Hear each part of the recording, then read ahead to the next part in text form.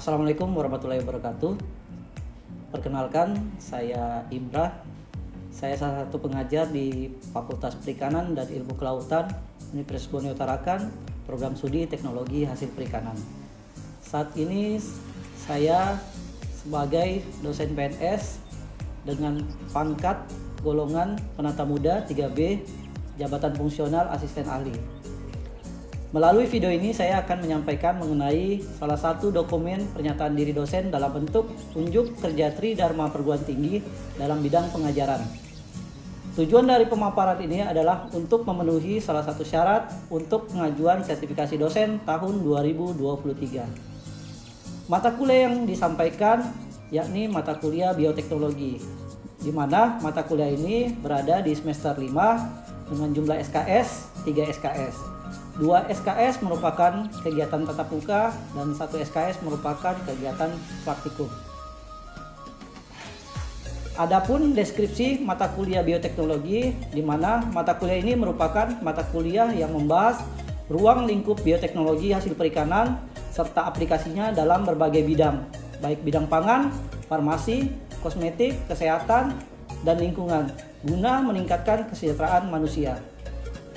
Adapun capaian mata kuliah yakni mahasiswa mampu menjelaskan pengertian, prinsip-prinsip dasar, dan konsep-konsep ilmiah yang mendasari perkembangan bioteknologi hasil perikanan, serta aplikasinya dalam pangan, farmasi, kosmetik, serta bioetika yang menjadi prinsip dasar dan landasan dalam penerapan dan pengembangan bioteknologi berbasis hasil perikanan yang berwawasan lingkungan dan meningkatkan kesejahteraan manusia. Adapun sub capaian mata kuliah meliputi 1. Mampu menjelaskan ruang lingkup bioteknologi. Mahasiswa mampu menjelaskan pemanfaatan dan aplikasi bioteknologi hasil perikanan. Mahasiswa mampu menjelaskan prinsip ekstraksi, menjelaskan tujuan dan berbagai metode ekstraksi. Mahasiswa mampu mengidentifikasi senyawa aktif dalam hasil perikanan. Mahasiswa mampu menjelaskan farmaseutika dari hasil perikanan. Mahasiswa mampu menjelaskan nutraseutikal dari hasil perikanan. Mahasiswa mampu menganalisis enzim dari hasil perikanan. Mahasiswa mampu menganalisis kitin dan kitosan dari cangkang limbah hasil perikanan.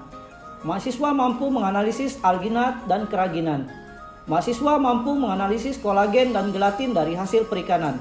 Mahasiswa mampu menganalisis pemanfaatan serta aplikasi bioteknologi hasil perikanan dalam bidang kesehatan, pangan, lingkungan maupun industri. Adapun bentuk dan metode pembelajaran pada mata kuliah bioteknologi yaitu 1. Small group discussion, self-directed learning, discovery learning, case study, project study, cooperative learning. Dan adapun bentuk sistem penilaian meliputi tugas, PAS, dan PTS, di mana proporsi untuk tugas sebesar 30%, PAS 40%, dan PTS 30%. Dan konversinya akan disesuaikan dengan sub capaian di setiap mata kuliah. Terima kasih. Oke, Assalamualaikum warahmatullahi wabarakatuh. Waalaikumsalam warahmatullahi wabarakatuh. Selamat siang. Siang, Pak. Oke, hari ini kita lanjut materi ya terkait ekstraksi dan identifikasi senyawa bioaktif dari hasil perikanan ya. Nah, untuk mata kuliah ini rencananya kita akan melaksanakan praktikum ya, di mana 2 jam untuk tatap muka dan 1 jam nanti untuk pelaksanaan praktikum ya. Nah, untuk materi ini sendiri capaian pembelajarannya saya harap kalian paham ya. Jadi untuk ekstraksi sendiri kalian harus paham terkait prinsip ekstraksi ya. Selain prinsip, tujuan ekstraksi juga penting, dan yang terakhir adalah kira-kira apa? Ada yang tahu dari ekstraksi? Metode ya. Ada berbagai macam metode ekstraksi yang digunakan ya. Termasuk nanti pada saat praktikum kita akan menggunakan salah satu metode, yakni ada yang pernah membaca terkait metode ekstraksi atau pernah dengar? Ya. Jadi metode ekstraksi yang paling sering digunakan adalah metode perendaman ya. Oke. Saya harap kalian paham ya. Apa itu ekstraksi? Ya. Ekstraksi. Ya. Ekstraksi, ada yang tahu ekstraksi? Kalau ada kata ya, terdiri atas dua kata ya. Ya. Dari kata Ekstra dan aksi. Oke. Jadi ekstraksi ini dia proses untuk menghasilkan sebuah apa? Sebuah ekstrak ya. Kita ingin mendapatkan sebuah ekstrak. Nah, ekstrak ini sendiri apa? Ada yang tahu? Kenapa perlu diekstraksi? Ya. Ekstrak ini adalah segala sesuatu yang mempunyai apa? Komponen bioaktif atau senyawa bioaktif. Nah, senyawa bioaktif ini untuk apa? Ya. Biasanya senyawa bioaktif akan apa? Memiliki apa? Aktivitas biologis, ya. Aktivitas biologisnya apa aja? Ada yang kira-kira paham? Aktivitas biologis yang dimaksud dengan aktivitas biologis, ya. Kalau di dalam sebuah ilmu kesehatan ada istilahnya dia sebagai antibiotik. Oke. Selain antibiotik apa? Antioksidan. Selain antioksidan, antibakteri. Terus apa lagi? Antivirus. Terus apa lagi? Antibody. Oke, ya, macam-macam ya. Ya, jadi senyawa aktif ini yang diharapkan memiliki aktivitas, ya. Senyawa aktif dari mana? Dari ekstrak. Nah, bagaimana mendapatkan ekstrak? Melalui proses ekstraksi. Ya, paham ya konsepnya? Ya. Oke, nah sekarang ekstrak ini kalau kalian baca penelitian, jurnal-jurnal yang sudah dilakukan, ini ternyata dari hasil sumber daya perikanan banyak memiliki senyawa bioaktif yang memiliki potensi dalam bidang kesehatan, ya. Salah satunya apa? Ya, dari hasil laut, misalnya teripang banyak ya. Terus rumput laut, dan yang paling banyak kalau kalian searching di tanaman tumbuhan mangrove, ya. Berbagai jenis mangrove sudah diteliti memiliki potensi senyawa bioaktif, ya. Jadi nanti terkait praktikum, karena potensi sumber daya perikanan kita salah satunya memiliki kawasan mangrove yang sangat luas. Jadi kita ingin melihat seberapa besar potensi senyawa bioaktif yang ada di kawasan mangrove yang ada di Kota Tarakan, ya. Kemarin sudah dibagi kelompok ya? Sudah ya. Dan setiap kelompok sudah disampaikan untuk tumbuhannya, jenisnya, sudah ya. Nah, untuk proses lebih lanjutnya nanti kita akan laksanakan di laboratorium, ya. Oke, itu terkait ekstraksi tadi. Nah, tadi yang saya katakan ekstraksi adalah apa? Proses untuk mendapatkan ekstrak. Prosesnya bagaimana? Berarti ada metodenya ya.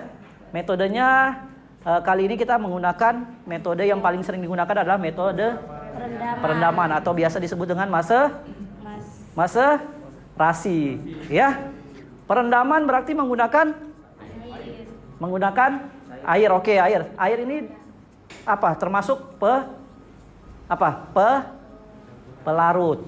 Ya.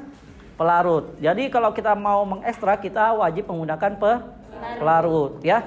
Dan penentuan pelarut, ada yang tahu? Kapan kita menggunakan pelarut ini? Ada yang tahu? Pelarut yang kalian ketahui ada berapa jenis? Ada 3 jenis, ya. Ada namanya pelarut polar, ya. Ada polar, non-polar maupun semi-polar, ya. Nah, kalau kita mau mengidentifikasi senyawa yang bersifat polar, berarti kita harus menggunakan pelarut yang bersifat polar juga, ya. Sifatnya dia like dislike, ya. Jadi dia akan menarik jenis senyawa yang sifatnya sama, ya. Jadi kalau kita mau mengidentifikasi senyawa yang bersifat polar, maka kita menggunakan pelarut yang bersifat polar. Paham ya? Ya. Oke. Itu terkait metodenya ya. Nah, fungsi dari si pelarut apa? Ada yang paham? Tadi kan dia menarik senyawa yang sesuai ya. Ya. Jadi ekstrak ini kan tujuannya adalah apa? Memisahkan senyawa dari suatu bahan. Ini kan misalnya ada daun mangrove. Nah, kita mau menarik si ekstrak, ya, mengikat si ekstrak. Dengan cara apa? Dengan menggunakan Pelarut yang sesuai. Pelarut itu yang nanti akan menarik si senyawa dari suatu bahan. Paham ya? Ya, dengan cara apa? Dengan cara direndam.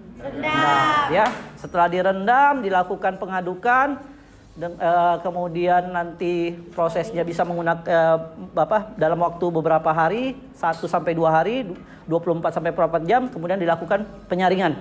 Ya, selanjutnya nanti terdapat 2 ya, ada residu maupun filtrat. Residu tahu ya? Residu itu siapa? Tadi kan tanaman mangrove direndam, ya. Ketika disaring, filtrat itu yang residu itu yang sisa, sedangkan filtrat itu yang hasil saringan, ya. Nah, yang mana yang mau diekstrak? Hasil saringannya ya. Oke, ini kan nanti dalam bentuk cair ya. Nah, sedangkan ekstrak yang kita harapkan adalah dalam bentuk ya, ada dalam bentuk pasta ya. Nah, bagaimana cara menghasilkan bentuk pasta? Biasanya kita menggunakan alat yang disebut dengan evaporasi, itu prosesnya ya, evaporator ya. Nah, nanti kita akan menggunakan itu di laboratorium ya. Jadi filtrat kita evaporasi dengan suhu tertentu sesuai dengan titik didihnya, maka nanti akan didapatlah sebuah ekstrak berbentuk pasta. Untuk mekanisme evaporasi nanti akan saya sampaikan pada saat kalian melihat langsung alatnya. Paham ya? Oke, jadi tadi sudah dijelaskan terkait apa itu ekstrak, proses ekstraksi, bagaimana metodenya, prinsipnya ya. Prinsipnya sudah dijelaskan juga tadi ya.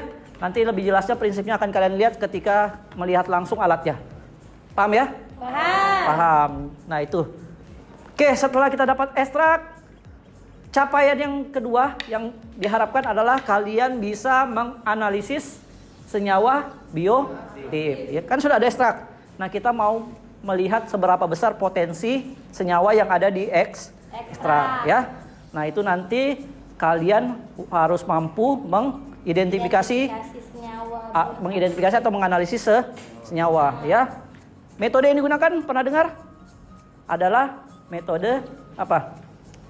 Metode kalau di hewan biasa kita sebut dengan metode uji fitokimia ya. Nanti ada secara kualitatif maupun kuantitatif ya. Nanti kita praktekkan bagaimana metode kualitatif ya. Terus senyawa-senyawa yang diharapkan, kalian pernah dengar istilah senyawa bioaktif, kelompoknya apa saja? Ada apa saja? Ada flavonoid ya. Apalagi? Fenol, terus tanin, saponin dan lain-lain ya. Nanti akan saya jelaskan jenis-jenis masing-masing apa? Senyawa bioaktif. Oke, sampai sini ada yang mau ditanyakan? Paham ya? Paham, Pak. Paham, oke. Untuk selanjutnya kita akan ke laboratorium untuk melaksanakan praktek ya. Jadi kita metode yang kita gunakan adalah case study. Case study artinya kita punya sumber daya, kita mau lihat bagaimana potensinya ya. Ya, jadi mangrove kita seberapa besar dia punya potensi senyawa bioaktif. Oke, kalau tidak ada pertanyaan untuk kali ini saya cukupkan.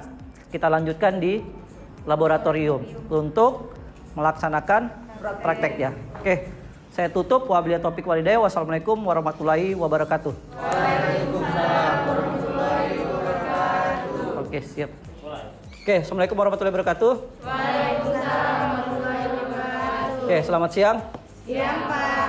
Oke, sesuai pertemuan kita di kelas bahwa untuk materi ekstraksi kita ada kegiatan praktikum ya.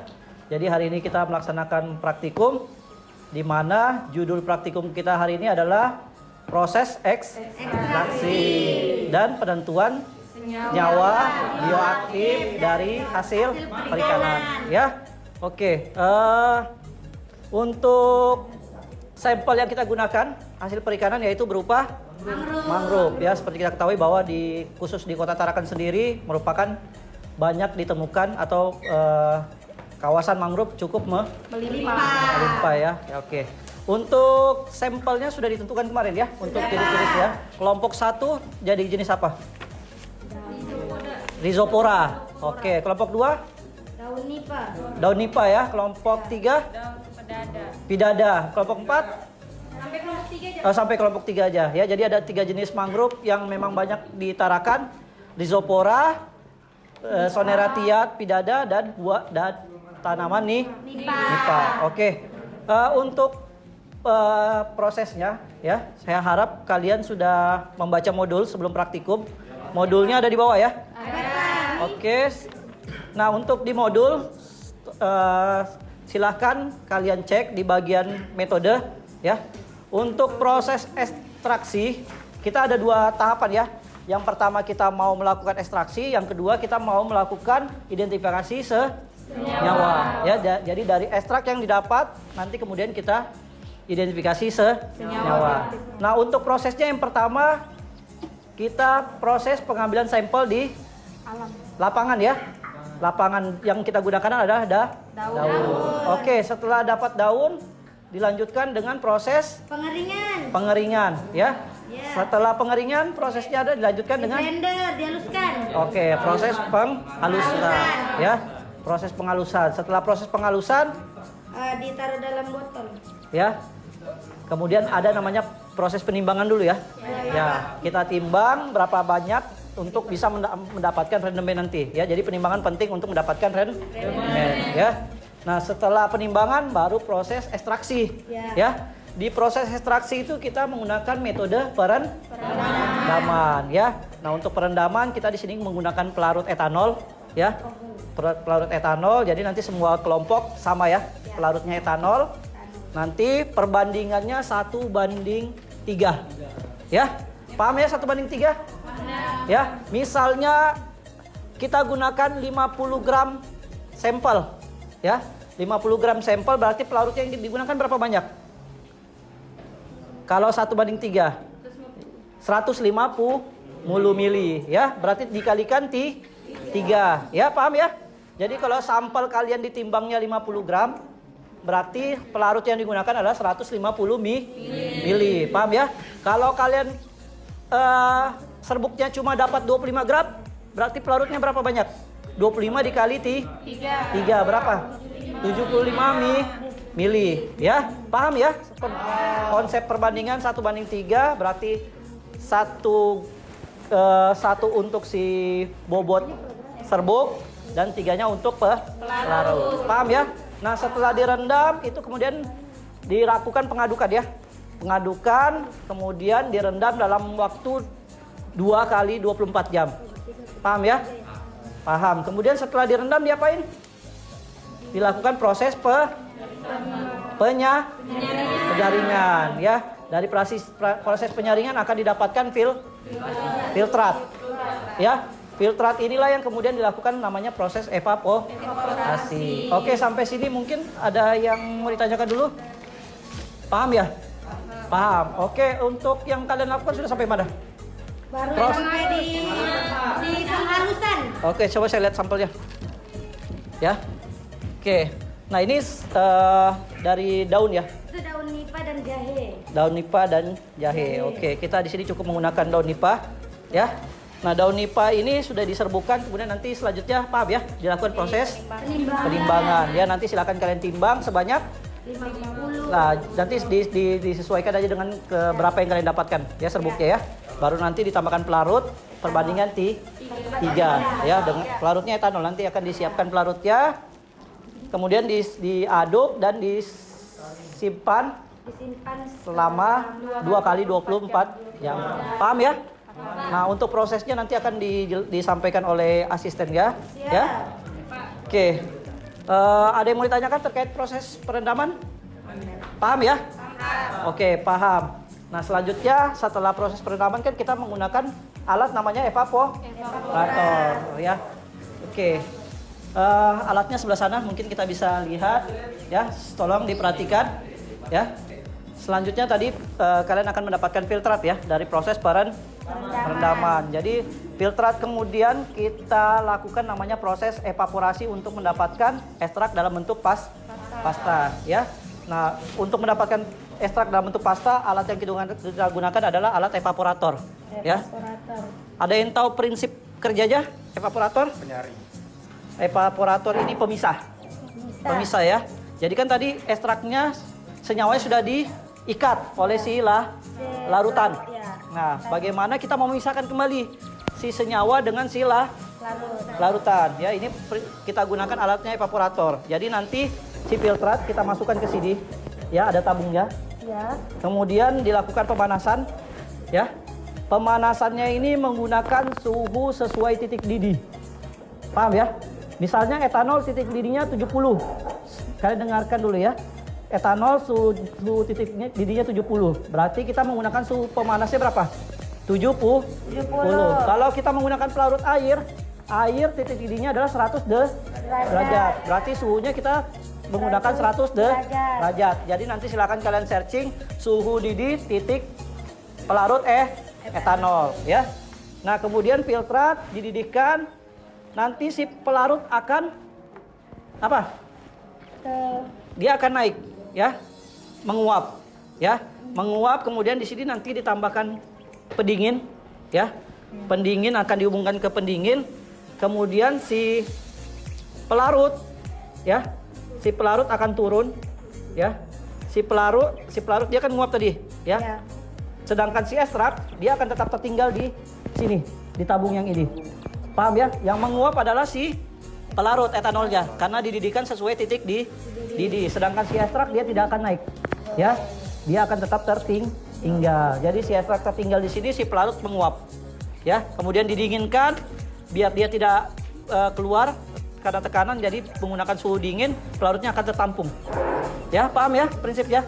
Jadi menguapkan si pelarut dan si ekstraknya akan tertinggal di sini. Oke ya, jelas ya? Oke, nanti akan disampaikan oleh asisten untuk bagaimana kalian prosesnya dalam menggunakan evaporator. Ya, yang paling penting evaporator sesuaikan titik didih si pelarut. Ya, oke, ada pertanyaan? Kalau tidak ada, berarti kalian silahkan lanjutkan untuk proses selanjutnya. Ya, oke.